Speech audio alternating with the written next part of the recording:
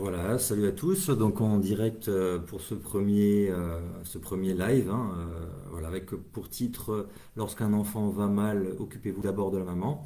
Donc c'était un intitulé en rapport avec ou en réaction à un post que j'avais fait il y a quelques jours où j'avais eu pas mal de retours et donc je m'étais dit ben je vais faire une petite vidéo de réponse et ça pourrait aussi être sympa de faire un live avec des interactions, même si là pour l'instant je vois qu'il n'y a pas grand monde, mais c'est pas grave, je vais lancer ça et puis au pire il y aura la vidéo. Voilà, donc quelle était mon intention en faisant ce post-là? C'était en fait ça partait de constats, déjà en tant que thérapeute, de voir à quel point lorsqu'une maman me ramène son enfant, eh bien, combien ce dernier est influencé par la présence de sa mère, combien il n'est pas libre, en fait, il a des regards en coin, et puis il est vraiment hyper attentif aux signaux corporels, donc au langage non verbaux de la maman. Et tout ça couplé aussi à des témoignages que j'ai eus dans mes différentes formations, mais aussi d'amis de confiance qui me disaient que, ben, en fait, je parle là de problématiques plutôt chroniques, hein, c'est pas un petit mal de gorge où là, effectivement, je vais m'occuper de l'enfant, il va se soigner et puis basta. Mais si ça se poursuit, on ne sait pas trop pourquoi, enfin, qu'est-ce qu'il en est, eh bien, il y a vraiment eu des guérisons spectaculaires d'enfants sans s'occuper d'eux, mais juste en traitant la maman, que ce soit par homéopathie ou comme l'a dit aussi Katia dans un mail précédent, ben, c'est elle qui a pris le remède de médecine traditionnelle chinoise, la pharmacopée, et 15 jours après, l'enfant était guéri voilà, de manière complètement incompréhensible. Alors, clairement, ici, voilà, on n'est pas dans une guerre des sexes, hein, parce qu'il y a eu pas mal de réactions qui disaient oui, mais le papa aussi, il a un rôle à jouer, etc. C'est pas la maman qui porte tous les fardeaux, bien sûr, c'est clair. Et d'ailleurs, les expressions populaires abondent hein, pour montrer à quel point l'influence des deux parents est importante, hein. On dit bien tel père, tel fils, telle mère, telle fille. On dit les chiens font pas des chats. On dit on juge l'arbre à ses fruits. La pomme ne tombe pas bien loin du pommier. Bon sang ne saurait mentir. Voilà, donc il y a un certain nombre d'expressions qui attestent de l'influence des lignées, hein, je veux dire, aller au-delà des parents, il y a même des lignées familiales. Et là, on entre dans ce qu'on appelle les constellations familiales. Alors, pourquoi je suis parti sur ce titre-là? Donc, déjà par rapport à des témoignages et des vécus personnels, voilà, mais aussi par rapport au fait que dans l'intitulé, je dis bien s'occuper d'abord de la mère, hein. Donc là, je suis dans l'idée de chronologie. Pourquoi d'abord de la mère? Ben, tout simplement parce que dans le développement psychosexuel de l'enfant, à différents stades, hein, stade oral, stade anal, stade phallique et plus tard la période de latence, eh bien la présence de la mère se fait sentir dans la première enfance. Déjà, c'est elle qui porte l'enfant dans son ventre, hein. Donc le lien avec la mère est forcément plus fort qu'avec le père. C'est elle qui, pendant 9 mois, 24 heures sur 24, porte l'enfant et puis avec qui elle est reliée par le cordon ombilical qu'il s'agira à un moment donné de couper. Voilà. Donc, voilà, au niveau du stade oral, ben, effectivement, c'est de 0 à 18 mois, hein. Donc, on a tout ce qui est en rapport avec, on va dire, ces trois premiers stades sont vraiment les stades de développement du sentiment de sécurité. Déjà par la tétée, par le lait chaud, par le contact avec la peau, hein, le peau à peau, avec les odeurs. Plus tard, stade anal de 18 mois à 3 ans, eh bien, on est en rapport avec le contrôle des sphincters. C'est le stade aussi du non. Euh, Où du coup l'incidence qu'il y aura sur les personnes plus tard, ce sera des personnes qui seront plus ou moins inhibées, coincées, plus ou moins honteuses aussi, ou ordurières, hein, avec des propos peut-être des fois blessants. Voilà. Et après, ben, le stade phallique, c'est de 3 ans à 6 ans, et c'est là qu'il y a les fameux complexes, hein, complexe d'Oedipe ou complexe d'Électre, hein, entre la fille et le père. Voilà. Et là, voilà, le père joue le rôle de modèle opératoire pour son fils et la mère joue le rôle de modèle opératoire pour la fille. Voilà. Mais maintenant, pour revenir encore une fois sur le rôle prépondérant de la mère en tout cas dans cette petite enfance, hein, qui va donc qui recoupe donc les trois stades que je vous ai décrits, de 0 à 6 ans quasiment. Le père va rentrer plus en scène. Bon, il rentre déjà en scène bien évidemment avant, mais même au niveau astrologique, ben, c'est le premier carré de Saturne, hein, vers 7 ans, 6 ans, 7 ans, euh, que le père va avoir un rôle de plus en plus important au fur et à mesure que l'enfant, ben, découvre le monde extérieur. Et dans un premier temps, ben, c'est vraiment une sorte de symbiose, de fusion avec la mère. Voilà. Donc, encore une fois, pour appuyer l'importance du contact maternel, il y a un certain nombre d'expériences, hein, sur le plan psychologique qui ont été faites, notamment avec John Bowlby, qui a développé la théorie de l'attachement maternel et qui a fait des études sur justement la privation maternelle. Et donc là, clairement, ce qui a été démontré, c'est que un enfant qui est privé de lien maternel, eh bien, développe des problèmes émotionnels et comportementaux. Voilà. Au même moment, il y a Harry Harlow, un autre psychologue d'origine anglo-saxonne, qui a fait des expériences sur des bébés rhésus, des macaques, hein, pour étudier l'importance de l'attachement. Et donc, qu'est-ce que c'était ces études? Eh bien, c'est qu'il a mis les bébés macaques au contact de deux mères artificielles. Donc, il y avait une mère en métal et qui avait un biberon avec de la nourriture, et une autre mère qui n'avait pas de biberon, mais qui avait un contact beaucoup plus doux avec un tissu agréable. Voilà. Et donc, si je vous pose la question, je laisse un petit blanc de quelques secondes, que croyez-vous qui s'est passé? Vers quoi sont allés les bébés macaques? Eh bien, je vous donne dans le mille. Eh bien, ils sont allés vers le tissu, vers la mère en tissu, parce que ben, le toucher, la douceur du contact prime sur la nourriture. Voilà, donc on est sur l'importance, encore une fois, de l'expérience du pot à pot. Hyper important pour contribuer et développer cet attachement sécure, et puis aussi la sécrétion d'hormones, de plaisir, qui amène à de la relaxation, à du calme. Voilà, et d'ailleurs certaines personnes par la suite, hein, quand il y a eu un manque à ce stade-là, ou un manque affectif, vont combler effectivement leur vide affectif, leurs difficultés par de la nourriture. Voilà, et là, d'ailleurs quand il y a des difficultés, des problèmes au moment du stade oral, ça se retrouve aussi par des stratégies, des mécanismes de défense ou de compensation, comme je le disais, en ingurgitant des choses, mais aussi en mettant à la bouche, hein, le réflexe de succion, sucer le pouce, boire de l'alcool, hein, voilà, substitut maternel, ou alors fumer aussi. On met les choses à la bouche. Voilà, c'est pareil au niveau du sexe d'ailleurs aussi. Quoi d'autre? Eh bien, donc il y a eu d'autres expériences qui ont été faites, hein, notamment par John Gluck dans les années 60, qui a montré qu'un bébé privé de mère biologique, eh bien, développait ce qu'on appelle une anxiété séparative. Voilà. Et donc, qui se manifeste par quoi? Ben, effectivement, une forte anxiété, de l'inquiétude lorsque l'enfant est séparé de sa mère. Voilà. Et c'est là aussi c'est à partir de là que se développe cette fameuse peur de l'abandon et de la séparation, qui est quand même un sacré fléau. En tout cas, c'est un sacré parcours dans le développement d'une personne, hein, d'arriver à se connecter symboliquement à son enfant intérieur et à le réparer quand il y a eu ces manques ou ces séparations précoces, ou alors trop répétées.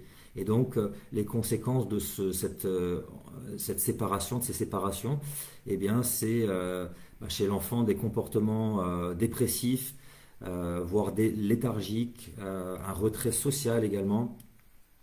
Il peut y avoir aussi, dans un premier temps, une réaction de colère, hein. L'enfant est en colère contre sa mère quand elle revient, hein, et lui fait bien savoir, donc avec une certaine forme d'agressivité, et par la suite des troubles aussi de l'humeur, avec parfois une incapacité à ressentir de la moindre culpabilité ou la moindre empathie, hein. C'est là qu'on retrouve toutes les problématiques de psychopathe. Voilà. Donc là, c'est pareil, ça dépend, c'est en connexion avec le manque de la mère, l'absence de la mère, hein, la prime enfance. Voilà. Il y a aussi des comportements parfois qui sont proches du trouble des spectres autistiques avec des comportements très stéréotypés, des enfants qui semblent ailleurs, qui sont dans une sorte de balancement du corps. Voilà. Il y a aussi des difficultés sur le plan scolaire, hein, avec des difficultés de concentration d'apprentissage. Et là, on voit aussi tout ce qui est TDAH, trouble de l'attention, même si là aussi il peut y avoir des causes génétiques. Il y a des troubles multifactoriels, bien évidemment, avec des perturbateurs neuro-endocriniens et le sucre, mauvaise alimentation qui va enflammer, qui va accroître toutes les problématiques liées à ce problème d'attention. Voilà. Quoi d'autre? Ben, dans les sciences cognitives, plus récemment, donc par exemple, l'équipe de Marc Jamreau à Lyon a montré que l'absence, un manque au niveau de la mère, eh bien, ça avait un impact sur les fonctions exécutives, hein, notamment voilà, la privation maternelle prématurée, notamment les couveuses aussi, hein, avaient des effets à long terme sur la mémoire de travail et ce qu'on appelle le contrôle inhibiteur, c'est-à-dire la régulation émotionnelle, hein. Donc problème d'apprentissage et problème de régulation émotionnelle. Voilà, on a aussi eu Rubens, donc je fais une petite revue, hein, j'appuie un peu, j'argumente ce que je dis, qui a montré que les premières expériences de la vie et le contact maternel étaient vraiment dans ce qu'on appelle la période pré-œdipienne, hein, avant l'âge de 3 ans, euh, était vraiment majeur, hein, sans quoi il y avait des problèmes d'inconsistance physique et émotionnelle, hein. Donc ce qu'on appelle tout simplement un caractère cyclotimique ou soupolais. Et on verra après, quand j'élargirai sur l'astrologie, eh bien que c'est exactement pareil. On retrouve ça dans la Lune, la fonction de la Lune. Et une Lune déficiente, c'est-à-dire qui est en difficulté, qui est sous tension, peut manifester eh bien, cette inconsistance. Voilà. Plus terrifiant encore, il y a des expériences qui ont été faites, hein, sur des bébés, notamment au XIIIe siècle avec Frédéric II de Hohenstaufen, voilà, au XIIIe siècle, comme je le disais, qui a fait élever des nouveau-nés sans aucun contact physique, sans caresse et sans communication verbale. Et l'objet de cette étude était de voir si une langue naturelle spontanée émergerait. Voilà, si on ne parle pas, si on ne touche pas les enfants, est-ce qu'il n'y a pas par hasard une langue naturelle qui émergerait? Et je vous le donne dans le mille, qu'est-ce qui s'est passé à votre avis sur tous les bébés qui ont été élevés dans ces conditions? Eh bien, ils ont parlé le langage de la mort. Voilà, tout simplement, ils sont tous morts. Voilà, c'est quand même extrêmement saisissant et frappant comme expérience. Donc, qui montre l'importance du toucher et aussi de la communication, hein. Donc, tout ce qui est cet effet miroir, ces petites mimiques, ces petites caresses, ces sourires, ces retours. Voilà, cette communication en fait. Voilà. Euh, et le spectre, enfin comment dire, les troubles du spectre autistique sont un peu là en rapport avec ça quand il y a un manque. Encore une fois, il n'y a pas que ça, bien évidemment, mais c'est aggravé par un manque de communication et d'échange. Et donc l'enfant se retrouve enfermé dans son monde. Voilà. On a vu aussi le même type d'effet délétère, hein, sur les orphelins à la suite du régime à la chute du régime de Ceausescu en Roumanie, où les enfants qui ont été élevés ont été nourris et éduqués, on va dire ça comme ça, mais sans affection, sans chaleur humaine, eh bien, se retrouver avec pareil les mêmes problématiques évoquées ci-dessus.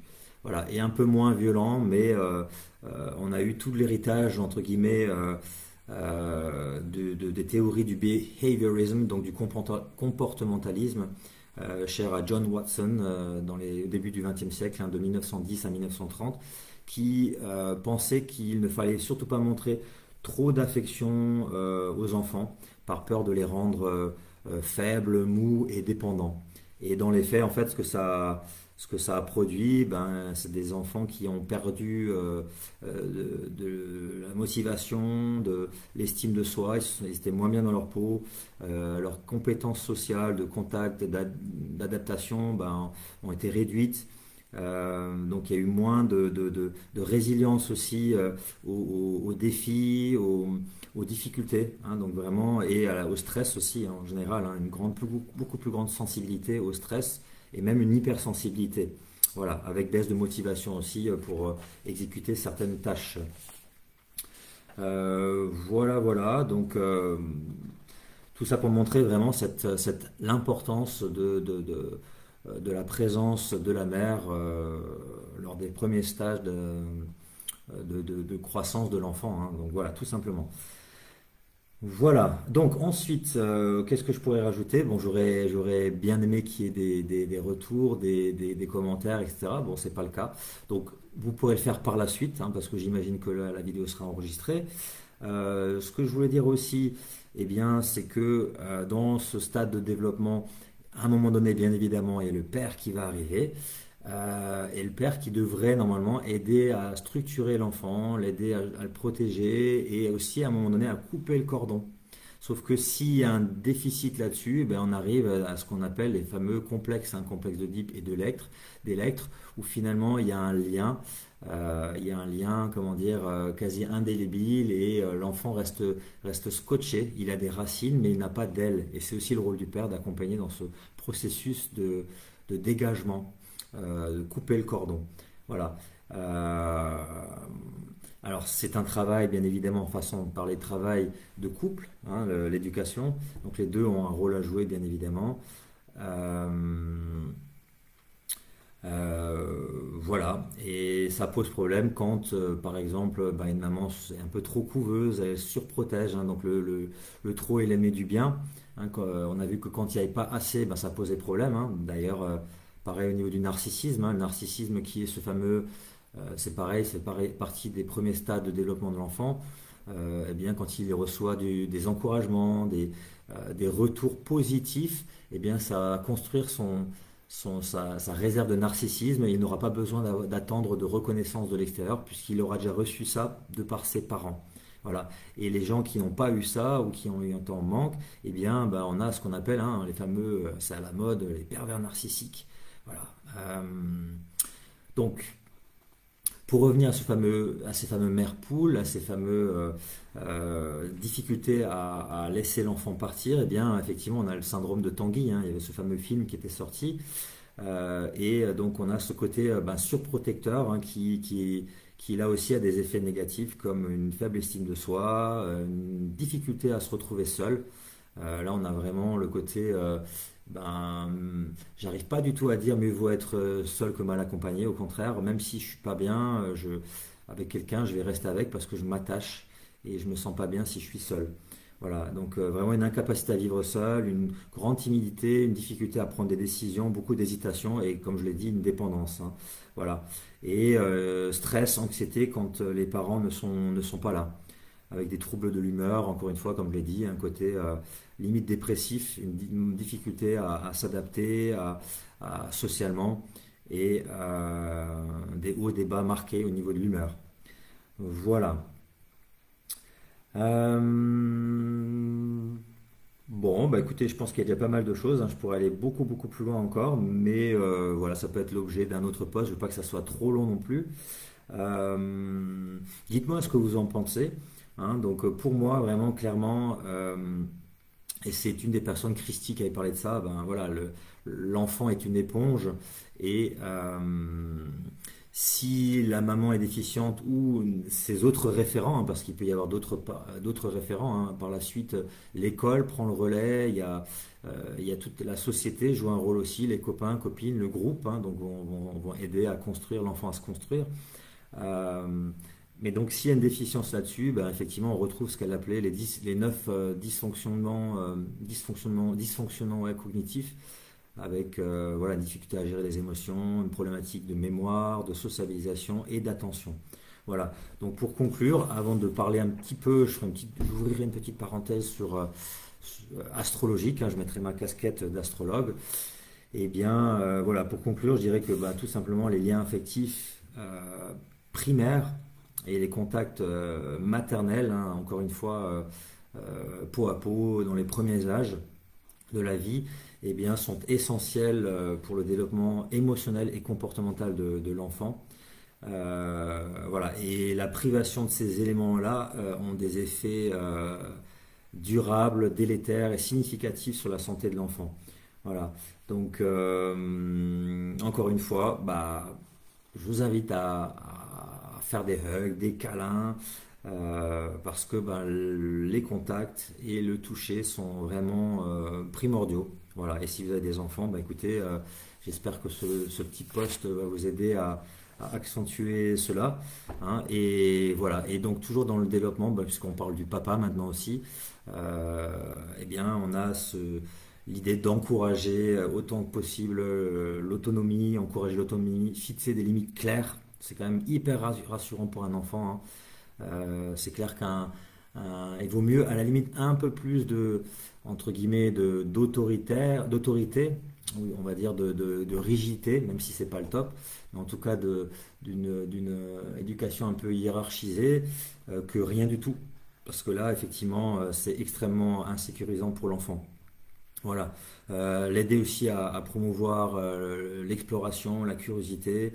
Voilà. Donc pour finir, bah, c'est un peu donner des racines et des ailes, c'est-à-dire offrir une protection, cette protection initiale qui repose en grande partie sur la mère, même si le père, bien évidemment, a aussi sa sensibilité, il va aussi prendre l'enfant, et c'est clair, hein, voilà, les choses ont évolué à ce niveau-là, c'est évident, mais il y a des choses que bah, le père ne peut pas donner le lait, si ce n'est par le biberon, mais c'est pas pareil, quand même, entre une tétine en plastique et un téton, c'est pas pareil, et puis le père ne peut pas porter l'enfant dans son ventre, voilà.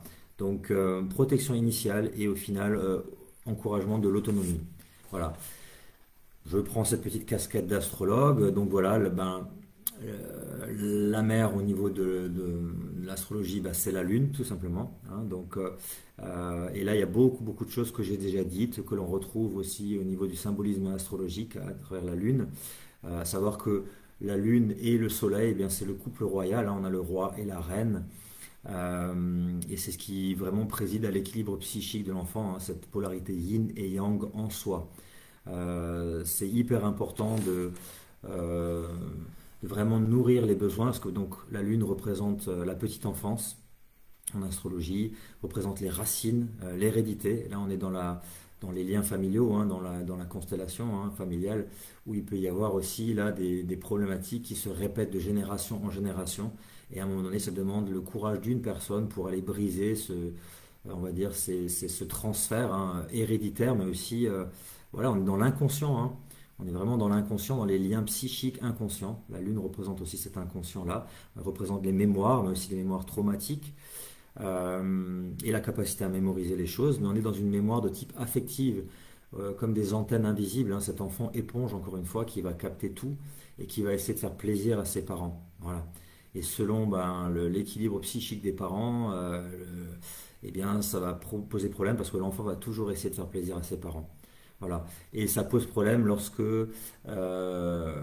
pareil, pour couper les liens, hein, comme je disais avant, les fameuses ailes, si le couple est en difficulté, eh bien, il peut y avoir un risque de parentalisation où la mère ou le père peuvent chercher comment dire, à travers un des enfants, à compenser le manque d'intimité et de lien affectif chaleureux avec sa partenaire, et donc va chercher à, à truster en quelque sorte l'attention de l'enfant, ce qui est quand même extrêmement, je cherche un terme, mais extrêmement fâcheux hein, pour le suite, parce que l'enfant n'arrivera pas à se détacher du cocon familial.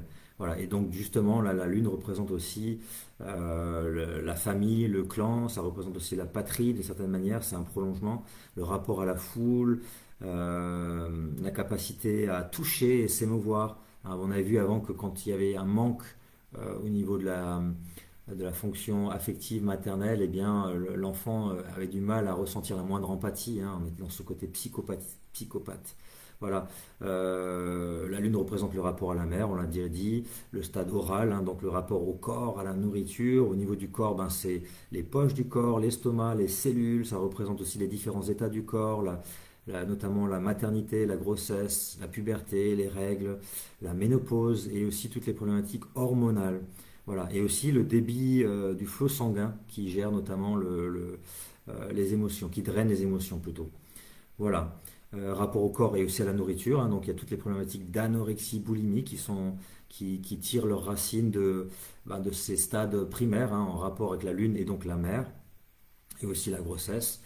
Il y a le rapport ensuite à l'autre sexe, hein. Donc si un enfant, comment dire, un garçon par exemple a une problématique mère avec complexe d'Oedipe par exemple, eh bien son rapport avec les autres femmes peut être compliqué. La lune représente aussi la capacité, c'est mon monde intérieur, ce sont mes émotions, c'est mon imagination, c'est ma sensibilité, c'est mon monde intérieur, donc ma capacité à manifester de la spontanéité, à manifester une certaine forme de fantaisie aussi. Euh, voilà. Ma capacité aussi à rêver, hein, donc à rêver mon monde, à imaginer les choses. Euh, voilà, et puis surtout, bah, ça représente aussi ma capacité à être à l'écoute de mon enfant intérieur, hein, c'est-à-dire symboliquement mes besoins. Voilà, est-ce que je suis en mesure, moi seul, une fois que j'ai coupé le cordon, bien évidemment, eh bien, de m'occuper tout seul de mes besoins. Et à partir de là, ben, effectivement, c'est vraiment le sésame pour une vie de couple réussie, hein, c'est clair. Voilà. Donc une lune qui est entre guillemets harmonieuse dans un thème, ben, ça représente quelqu'un qui va avoir une facilité, qui va se sentir en paix, en sécurité, hein. C'est ce qu'on appelle l'attachement sécure. Il va être vraiment bien dans sa peau, notamment dans l'intimité. Il va pouvoir exprimer facilement ses émotions. Il est à l'aise, c'est fluide, c'est facile. Il s'adapte naturellement, facilement. Il est spontané. Il a cette imagination, cette intuition.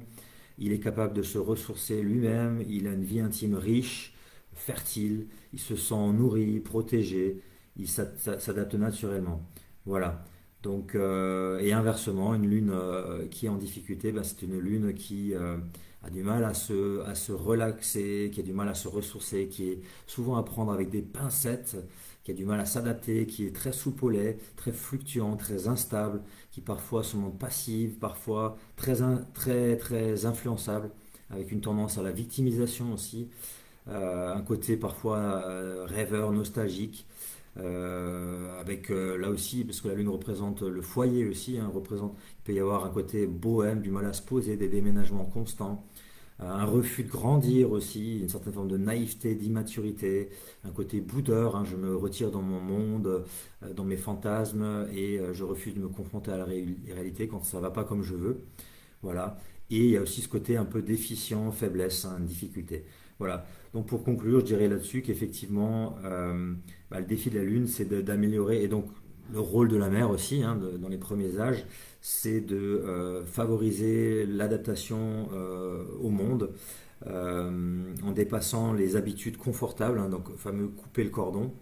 Donc couper le cordon du passé et de l'enfance, hein, des souvenirs qui sclérosent, apprendre à gérer ses besoins émotionnels seul, maîtriser ses émotions, euh, et puis aussi, voilà, comment dire, devenir conscient, parce que je disais que la Lune représente aussi l'inconscient, devenir conscient de ces automatismes pour pouvoir ensuite se centrer davantage sur l'objectif principal de vie, donc c'est le but du soleil, voilà, du Père, c'est-à-dire qui va servir de repère.